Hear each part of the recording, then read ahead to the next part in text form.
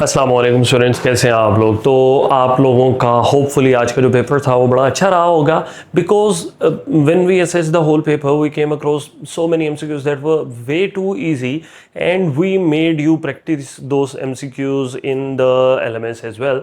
तो उसके अलावा अगर मैं बात करूं तो कुछ रेफरेंसेस स्ट्रेट अवे तो हमारे पास रेन एंड मार्टिन से थे ना, जो आपको एमसीक्यूज करवाए गए थे, बताए गए थे, वहाँ से आपको वो रेफरेंसेस थे, वहाँ से आपको कुछ तो एज इट इज़ सेंटेंसेस उठा के उसने एमसीक्यूज में पूछ लिए। तो एनीवेज ओवरऑल अगर मैं पेपर को रेट करूं तो it was a moderate kind of paper other than a single MCQ और टू एमसीक्यूज आई थिंक बाकी सारे एमसीक्यूज आसान थे। इसी के साथ अगर आप पहला एमसीक्यू देखो ना, तो उसने सबसे पहले आपसे आर्टिकल क्वेश्चन किया है कि इस क्वेश्चन में हम आर्टिकल कौन सा यूज करेंगे। रूल याद रखो, रूल आपके पास ये कहता है कि जब हम किसी स्पीशीज को जनरलाइज कर रहे होते हैं तो हम उसके साथ आ और द लगा सकते हैं। But the difference that comes is, जब आप बुक्स देखते हो ऑक्सफोर्ड डिक्शनरी या रेन एंड मार्टिन वगैरह, ऑक्सफोर्ड की जो ग्रामर है उसको, तो फिर हमें पता चलता है कि फॉर्मल यूजेज जो है वो द का है, यानी द हम उन स्पीशीज के साथ जनरलाइज करने के लिए यूज करते हैं। हाँ, अल्फा जो आर्टिकल आ है वो भी हम यूज कर सकते हैं, बट ज्यादा प्रेफरेंस जो फॉर्मल राइटिंग में दी जाती है वो द को दी जाती है।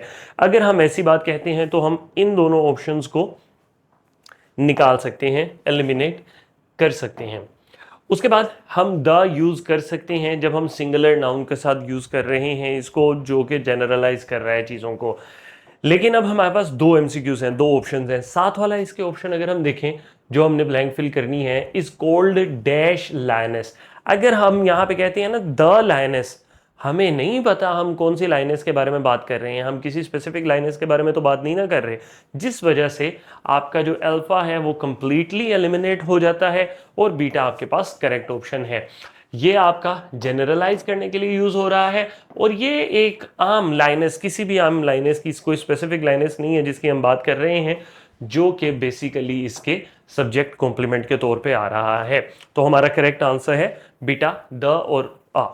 उसके बाद whatever you order for dinner, I am okay with it. The word that demands your understanding or your focus is it. It एक pronoun है which is being used in place of a noun. Now can you point out that noun जिसकी जगह पे place हो रहा है। आपको बताया गया है noun अकेला word हो तो वो noun है, लेकिन अगर एक ग्रुप ऑफ वर्ड्स हो noun के तौर पे एक्ट कर रहे हो तो हम उन्हें क्या कहते हैं, noun clause।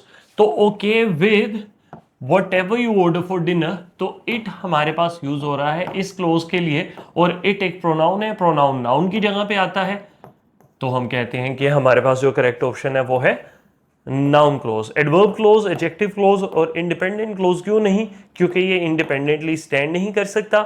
एडजेक्टिव क्लोज ये इसलिए नहीं है क्योंकि ये किसी नाउन को मॉडिफाई नहीं कर रहा।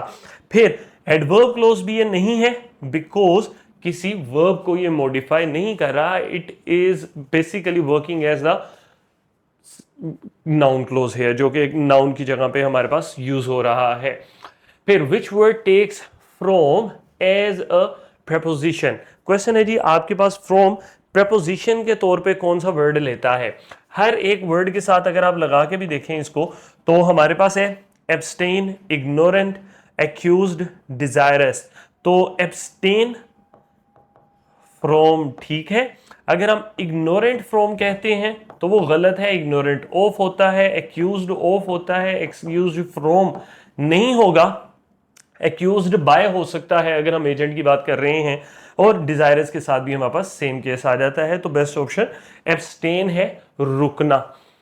उसके बाद हमारे पास क्वेश्चन है I suggest that you dash visit the doctor. अब सजेशंस के साथ जो मॉडल वर्ब्स यूज होते हैं वो है शुड, मस्ट के साथ ऑर्डर आएगा, जो आप सिवियरली किसी को कह रहे हैं। जब आप किसी को कोई चीज सजेस्ट कर रहे होते हो ना, तो फिर आप मॉडल वर्ब यूज करते हो you should wear better clothes, you should talk in better tone. तो फिर हम यहां पे शुड को यूज करते हैं, that you should visit the doctor. उसके अलावा अगर हम बात करें, सजेस्ट हमारे पास सब्जेक्टिव मूड को ट्रिगर करता है, और सब्जेक्टिव के बाद अगर हम शुड नहीं यूज कर रहे, शुड नहीं भी यूज कर रहे ना, दैट यू के बाद हम first form of verb use करते हैं। यानी कि अगर यहां पे ही होता ना तो हम, और शुड ना होता तो हम विजिट्स ना लिखते, हमने सिर्फ विजिट लिखना था। ठीक है, ये चीज याद रखनी है। करेक्ट ऑप्शन आपके पास अल्फा है। उसके अलावा हमारे पास सेंटेंस है choose a sentence with correct punctuation. हमने पंक्चुएशन चेक देना है पूरे चारों सेंटेंसेस को। अगर हम पहला सेंटेंस देखें, Ali received a Parker pen, Hamza a watch. अब यहां पे जो कर रहा है एक अंडरस्टूड मीनिंग जो है वो यूज करने की कोशिश कर रहा है कि यहां पे आपके पास क्या चीज आ सकती है। कोमा आ सकता है, सेमीकोलन आ सकता है, या बगैर किसी चीज के। द थिंग इज, अगर हम बाकी सारे सेंटेंसेस देखें तो comma does not have that power to stop whole sentence, तो इसीलिए कोमा नहीं आएगा। सेमीकोलन आ सकता है, कोमा अगेन बगैर कंजंक्शन के नहीं आ सकता, यहां पे भी कोमा बगैर कंजंक्शन के नहीं आ सकता, इस वजह से ये भी इनकरेक्ट है। अब ये करेक्ट क्यों है? ये अंडरस्टूड मीनिंग है। इंप्लाइड मीनिंग जो होता है ना, जैसे व्हेन आई एम लिखा नहीं हुआ, लेकिन एक इंप्लाइड मीनिंग है, जिस बेस पे हम कहते हैं कि हमारे पास बीटा ही करेक्ट ऑप्शन है। सेंटेंस यही आपके पास करेक्ट है। I know you have already read this book. I know, मैं जानता हूं। आई नो व्हाट, अब फिर वही बात है कि आपने देखना है कि ये क्या है। अगर मैं पूछूं व्हाट डू यू नो,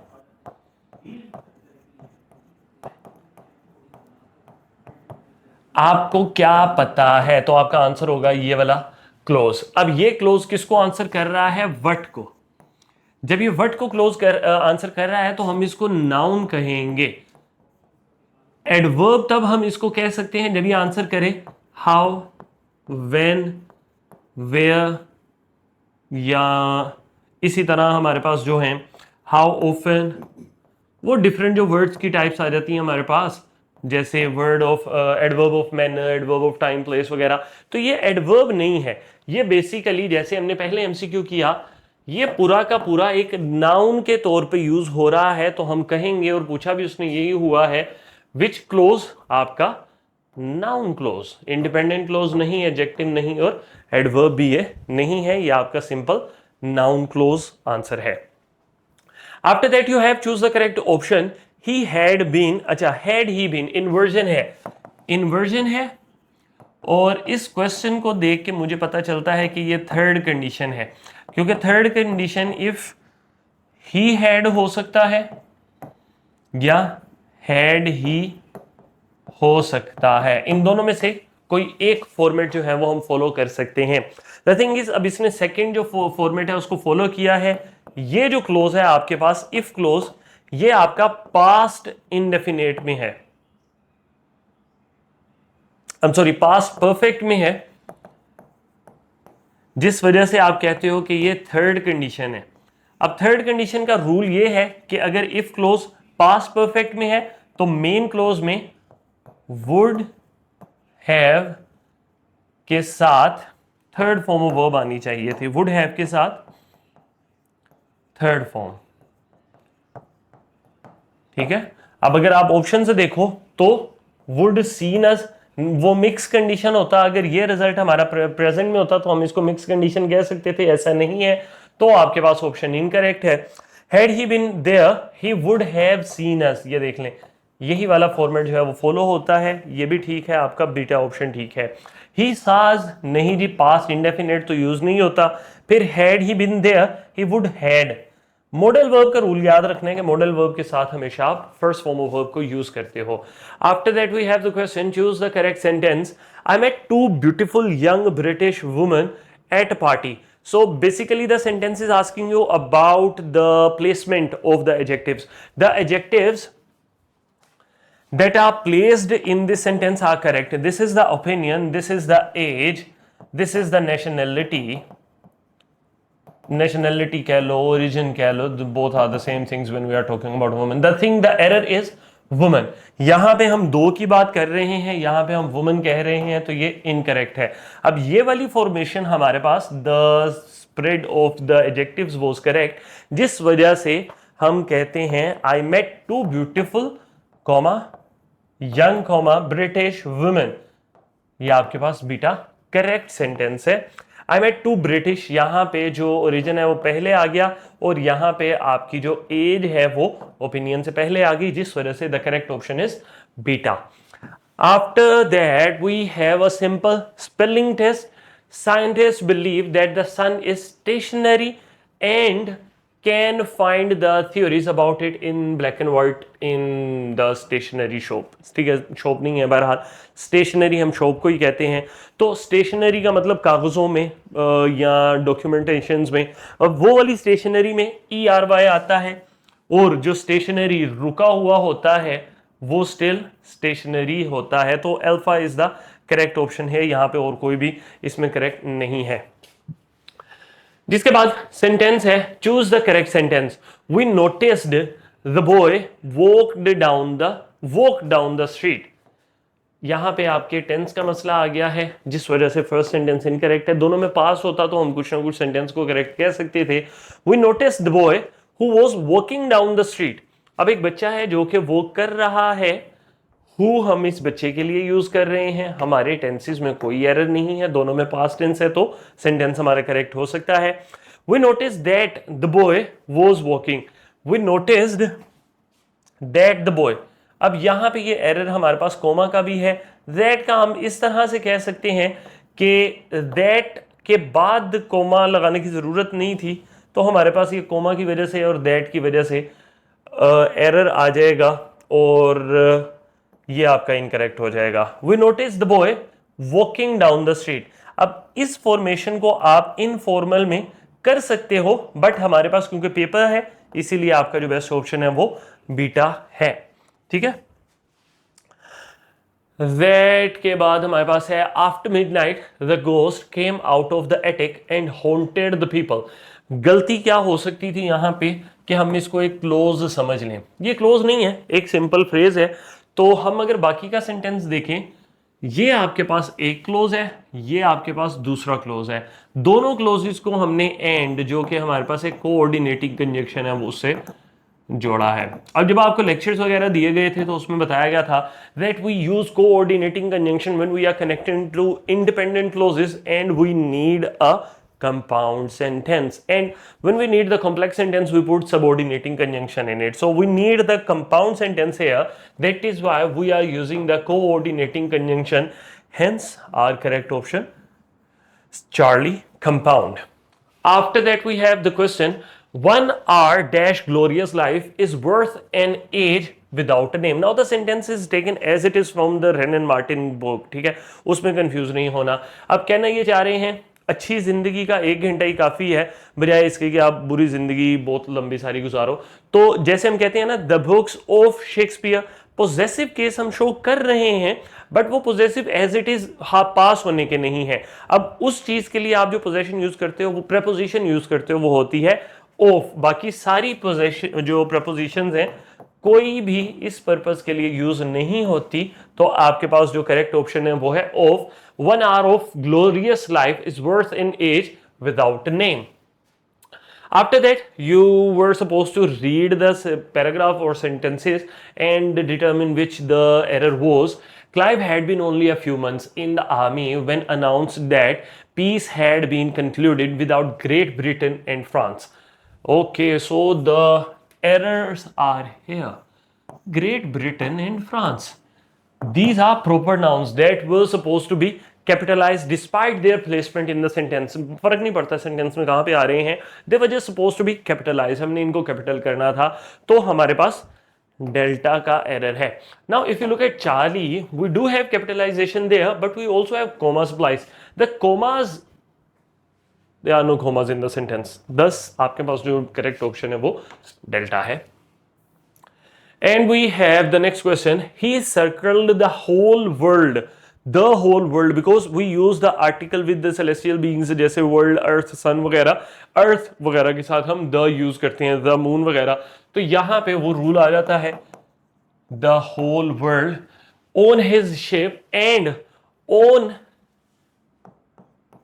क्या ये आइलैंड स्पेसिफाइड है? इस आइलैंड के बारे में हमने बात की। जब वो होल वर्ल्ड फिर रहा है तो वो किसी भी आइलैंड पे जा सकता है।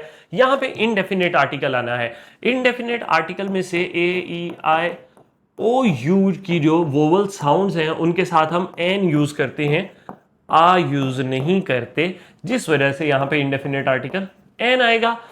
An island he encountered a fierce giant. जब हमें आइलैंड का ही नहीं पता तो हमें जायंट का थोड़ी स्पेसिफाइड है कि वो कौन सा जायंट था जिसको मिला था, जिस वजह से यहां पे भी इंडेफिनिट आर्टिकल आएगा और आपका जो करेक्ट ऑप्शन है वो चार्ली बन जाएगा। After that, you have to choose the correct sentence. Go then, said the ant, and dances winter away.